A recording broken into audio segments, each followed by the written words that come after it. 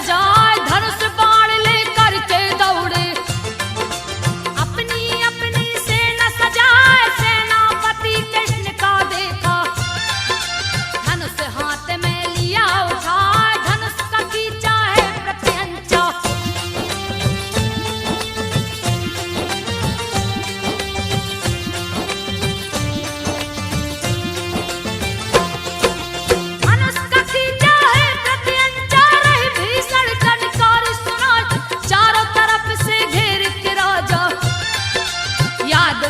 रहे बाण चलाए होने लगी बाणों की वर्षा।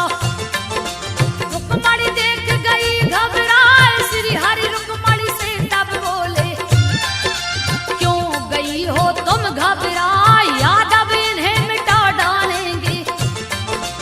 इसमें तनक भी शंका न श्री बलराम की यादव सेना। अति क्रोध में रहा दिखा क्रोध के मारे पागल हो गए।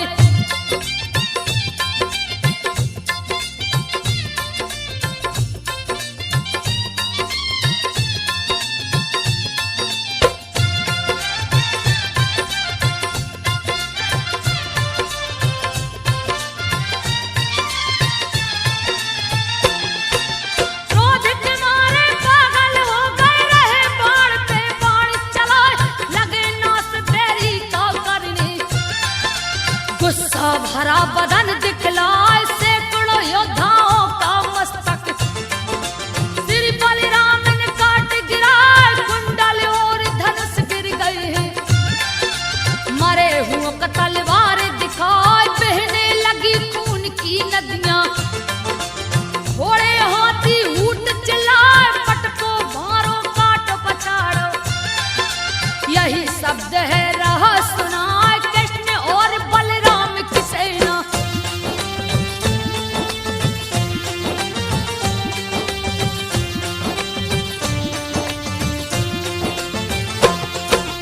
कृष्ण और बलराम की सेना विजय पताका लहराए राय जरासंध शिशुपाल भागे। हरि की लीला वर्णि न जाए जा पहुंचे हैं ब्रज नगरी में। रुक्मणी को लिए अपनाए धूमधाम से किए शादी। देवता फूल रहे बरसाए हारिक भागा जरासंध भी। अपनी सेना लिया सजा 33 अरब लिया है सेना। सेना ही सेना दिखलाए घेर लिया है ब्रज नगरी को।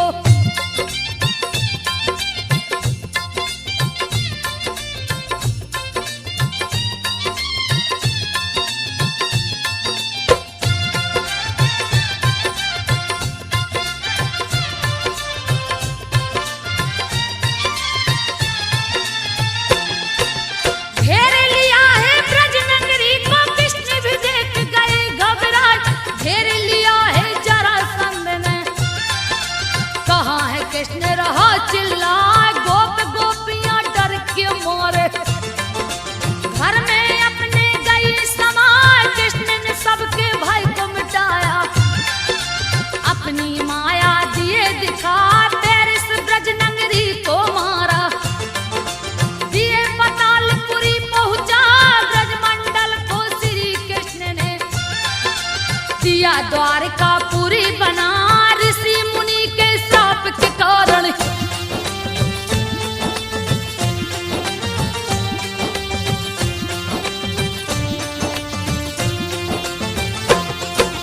ऋषि मुनि के श्राप के कारण जरासंध जहाँ जा नहीं पाए।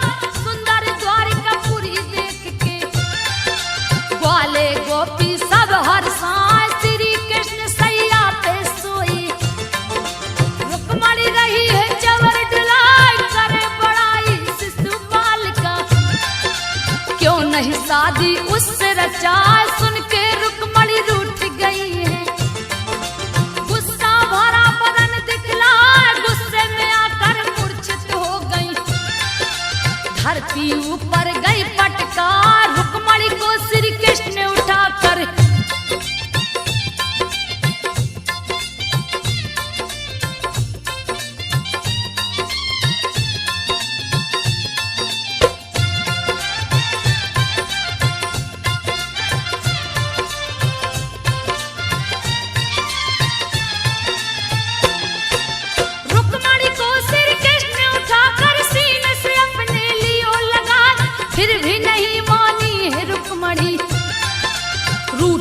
बैठी मोह को फुलाए, भूल हो गई मुझसे प्यारी। कैसे मानोगी दो बतला, सोन चांदी से तुझे तोलूंगा। सुन के रुक्मणी गई हर साथ, तराजू के पल्ले में बैठी। सोना चांदी कृष्ण मंगाए, हीरा मोती लौट चढ़ाया। फिर भी न पल्ला हिलने पार, रत्न आभूषण तीनों लोक के।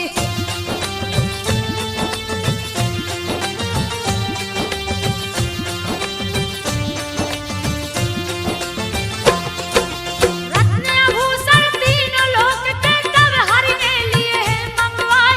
सबको रखा पल्ले के ऊपर, रुक्मणी फिर भी हिल नहीं पाए। इसमें तो एक राज छुपा है, जिसको कोई जान न पाए। पिछले जन्म में सती रुक्मणी शंखचूड़ की पत्नी कहा, अति पतिव्रता थी वह नारी। तुलसी जिसका नाम रखा, पतिव्रता पत्नी के बल से। रण में शंखचूड़ जीत जाए, इंद्र को उसने मार भगाया।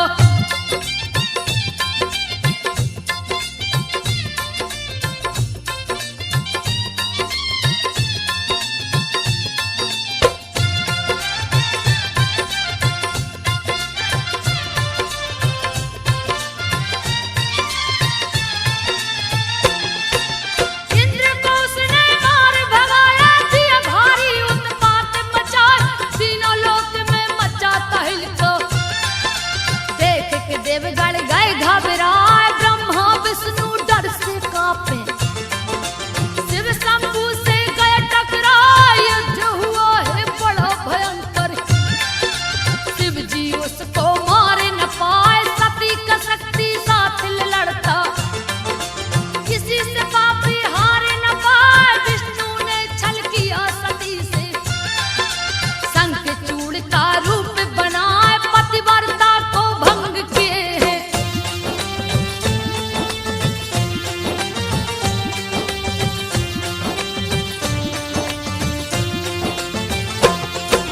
पतिव्रता को भंग किए हैं, शंखचूड़ को दिए मरवाए। तुलसी ने जब छल को जाना, अति क्रोध में गई है यार। लगी श्राप विष्णु को देने, श्री हरि रहे उसे है मना। तुझको अपने साथ रखूंगा, तुझको लूंगा मैं अपना। मेरे भोग में जब तू पड़ेगी, तभी मैं ग्रहण करूंगा यार। तभी से तुलसी दल को डाल के सब विष्णु को भोग लगाए। राधा माता बनी है सीता,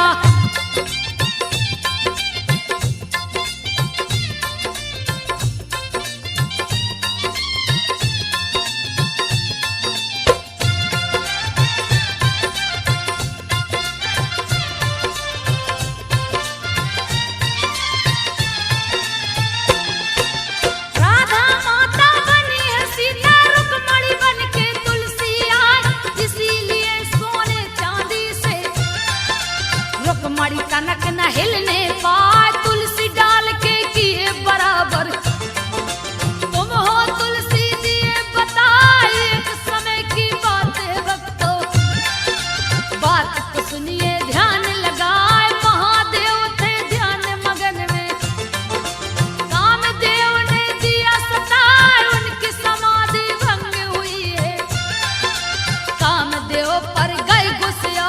क्रोध में आके श्राप दे दिए।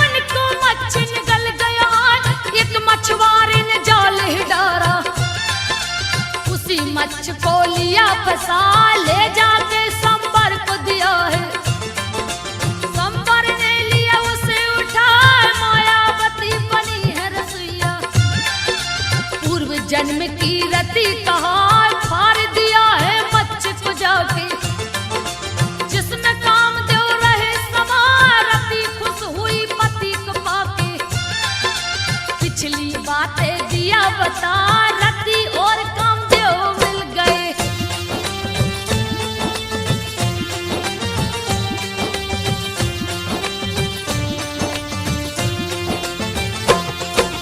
रति और कामदेव मिल गए, सारे देव गए हर साल। जामवंत की पुत्री जंगल में दिया मणि भुलवाई, कृष्ण ने राह में मणि को देखा, अपने हाथ में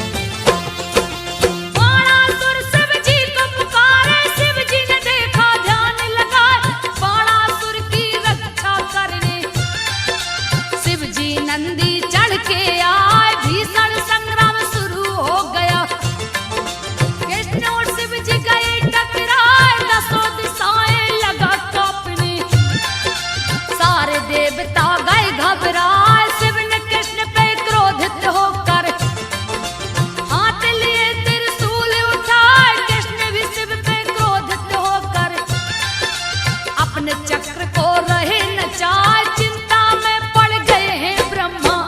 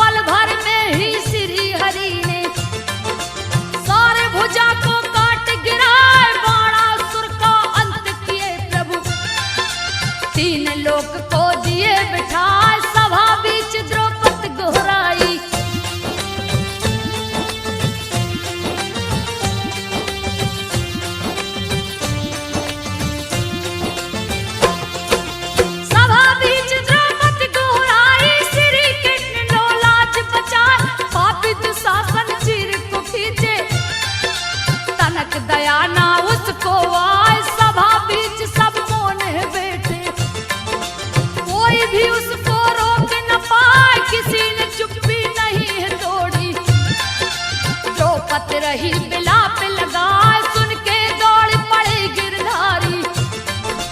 सभा महल में चीर बढ़ा, खींचत चीर दुशासन हारा। दोनों बहियां गई पटा, हरि कृपा से दुष्ट बहारा।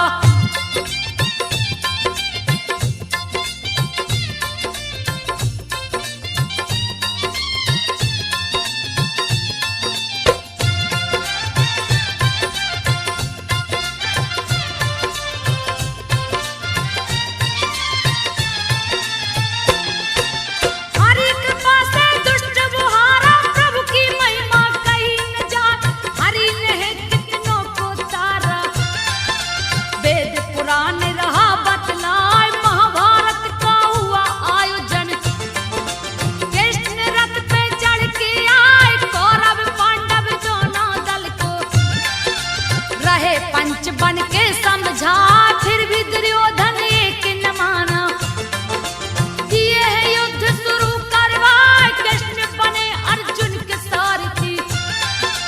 समर भूमि में गए समाए, रथ को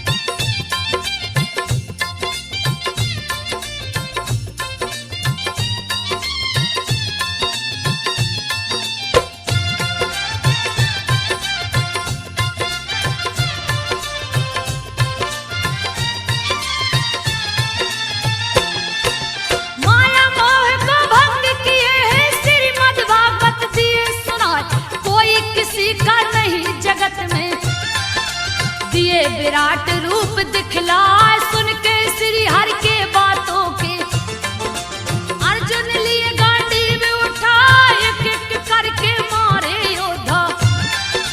भीष्म की बारी गई है यार, मचा दिए उत्पात हिरण में, बहुत सी सेना मार गिरा, चिंतित देख हरि अर्जुन को, चक्र सुदर्शन लिए उठा, देख के भीष्म ने चक्र सुदर्शन।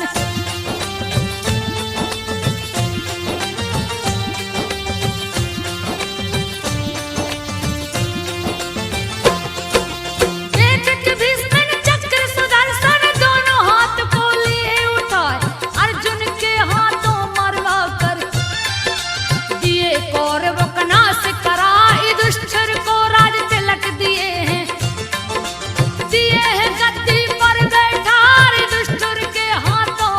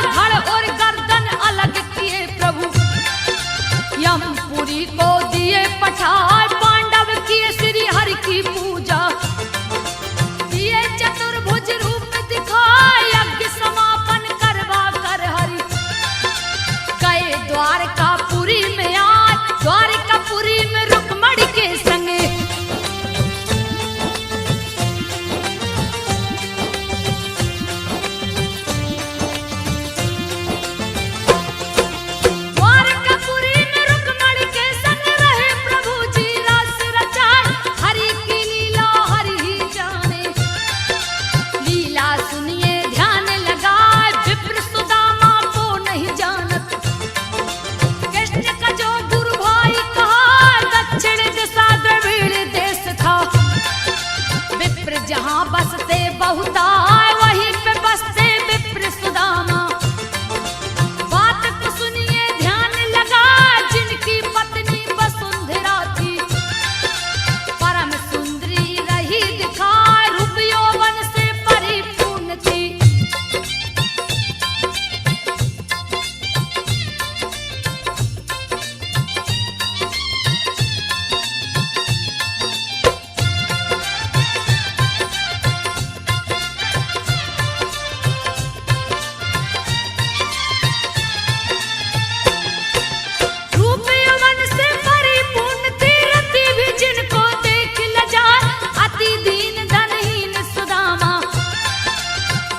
गरीबी रह सताए, टूटी हुई मड़ैया जिसकी, बारिश बरसे तन भिंग जाए, महादरिद्री उनके घर में, पांव पसार के गई समाए, भिक्षाटन कर पेट चलाते, फिर भी सुदामा नहीं घबराए, कभी खाते कभी नहीं भी खाते, सो जाते थे पेट दबाए, सिर पे पगड़ी न तन पे कपड़ा।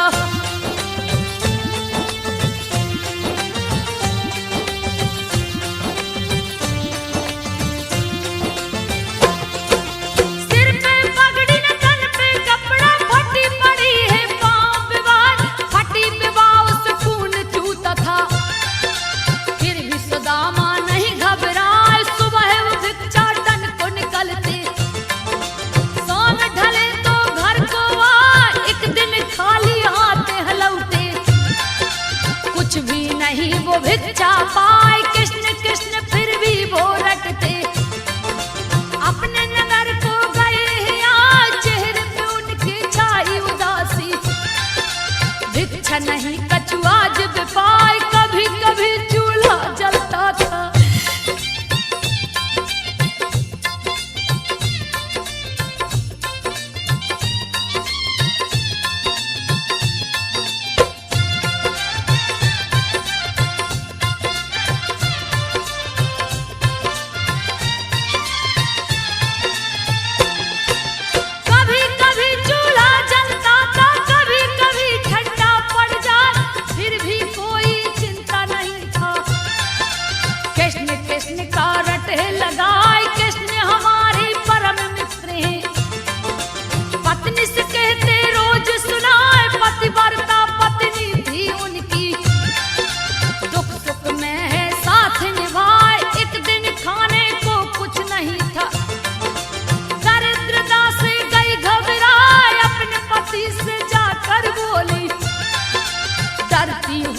अति भय खाए, मेरा कहना मान लो स्वामी।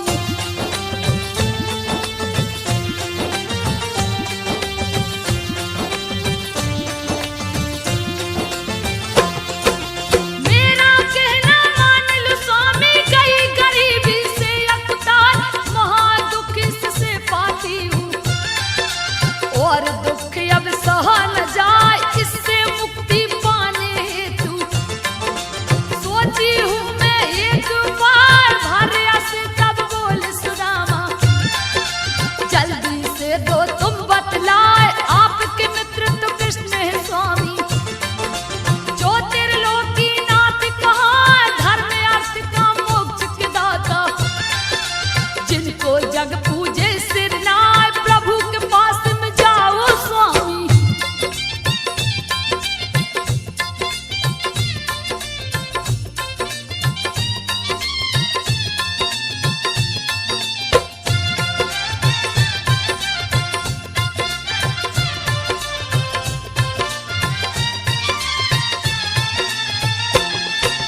प्रभु के पास में जाओ स्वामी, देंगे सारा कष्ट मिटा, बोली वसुंधरा अपने पति से, बात को सुनियो ध्यान लगाए, कैसे जाऊं बोल सुदामा, क्या दूंगा मैं उनको जाए, मैंने कछु नहीं दिया किसी को, बिन दिए कोई कहाँ से पाए, इतना सुन के वसुंधरा ने भेंट किया चावल को लाए, डोरी लोटा लाठी लाके, रही सुदामा जी को धराए, डोरी